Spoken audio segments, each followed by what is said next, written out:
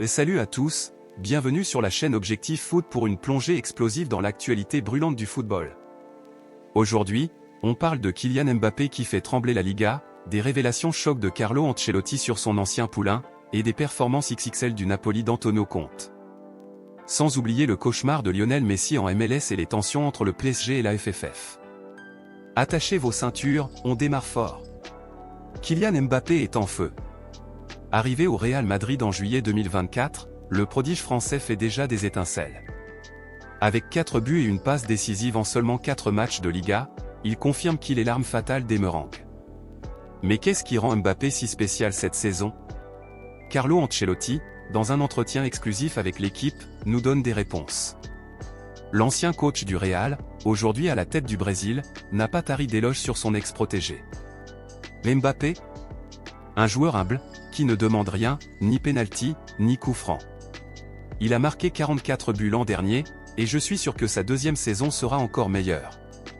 Ancelotti va plus loin, pour lui, Mbappé est fait pour jouer en neuf. Sa vitesse, sa technique et ses enchaînements fulgurants en font un cauchemar pour les défenses.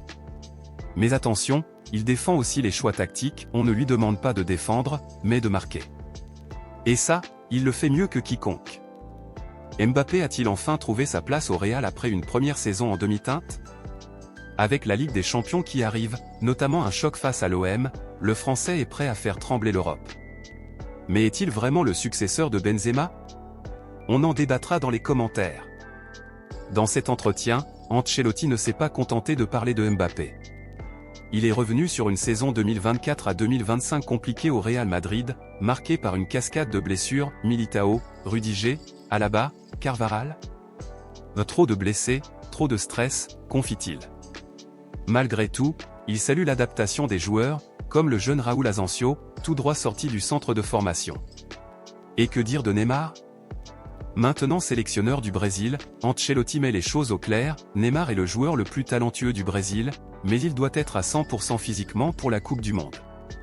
Pas de place pour les demi-mesures, le message est clair, Neymar doit se préparer pour juin 2026, peu importe les listes intermédiaires. Changement de décor avec le PSG, qui fait parler de lui, mais pas sur le terrain. Le club parisien a envoyé une lettre officielle à la fédération espagnole pour saluer la gestion exemplaire de Fabien Ruiz en sélection. Une initiative signée Nasser Al-Khelaifi, qui insiste sur l'importance du dialogue entre club et sélection.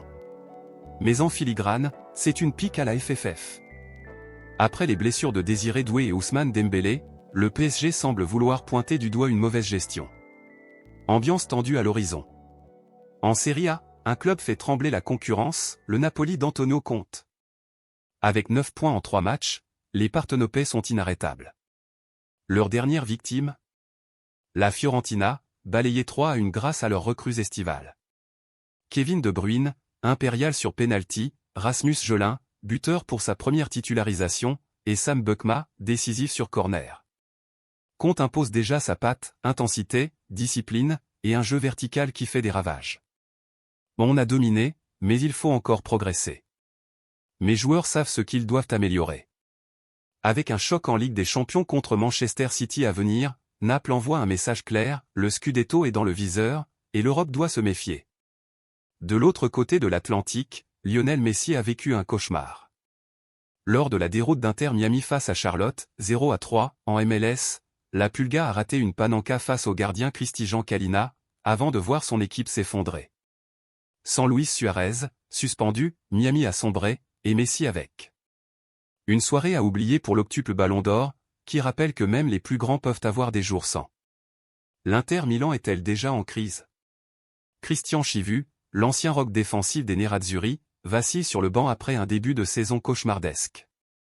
Une claque 4-3 face à la Juventus dans le derby d'Italia, seulement 3 points en 3 matchs, et une défense qui prend l'eau. La pression monte à Milan.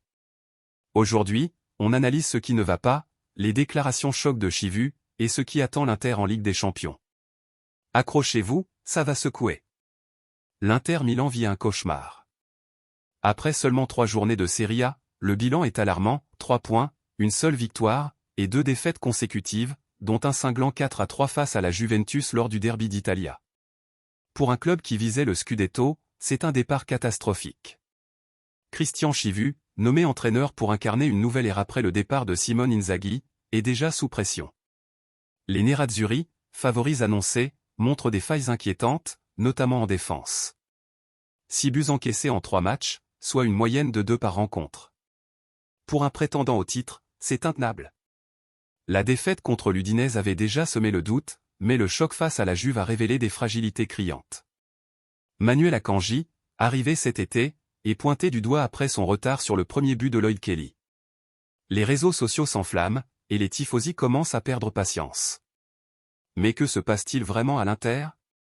Christian Chivu, l'ancien défenseur légendaire de l'Inter, ne baisse pas les bras. En conférence de presse, il a tenté de calmer le jeu tout en envoyant un message fort à ses joueurs. Écoutez ça, on a dominé dès la première minute contre la Juve. On a réagi après avoir été mené, mais il nous a manqué du pragmatisme. On doit transformer notre colère en quelque chose de positif, surtout avec la Ligue des Champions qui arrive. Chivu pointe du doigt un problème d'attitude et de concentration. Pour lui, ce n'est pas une question de système ou de joueur, mais de mentalité. Fini le jeu trop joli, il faut défendre, dégager, se battre, martèle-t-il. Il refuse aussi d'utiliser la finale perdue de Ligue des Champions comme excuse, ça n'a rien à voir. On doit être concret, pas beau. Mais ce discours suffira-t-il à remotiver un vestiaire qui semble perdu? Les blessures estivales et l'héritage d'Inzaghi pèsent lourd, mais Chivu insiste, il faut une remise en cause immédiate. L'ironie est cruelle, Christian Chivu, connu pour sa rigueur défensive en tant que joueur, dirige une équipe qui encaisse but sur but. En Serie A, le champion est souvent l'équipe qui concède le moins de buts. Avec 6 buts pris en 3 matchs, l'Inter est loin du compte. Que s'est-il passé? Les principes défensifs, censés être l'ADN de Chivu, se sont effondrés face à la Juventus. Les erreurs individuelles, comme celle d'Akanji, et un manque de cohésion collective sautent aux yeux. Le derby d'Italia a été un festival d'erreurs défensives. Menés à 2 reprises, les Nerazzurri ont montré du caractère en revenant au score, mais les 10 dernières minutes ont été fatales. Chivu le reconnaît, on aurait dû mieux gérer la fin de match. Mais il voit aussi du positif, en 20 ans, je n'ai jamais vu l'Inter jouer comme ça à Turin. Reste à transformer cette qualité en résultat. Avec la Serie A qui patine, l'Inter se tourne vers la Ligue des Champions pour se relancer. Le prochain match européen est une opportunité en or pour Chivu de prouver qu'il peut redresser la barre. La Ligue des Champions nous donne une chance de transformer notre colère.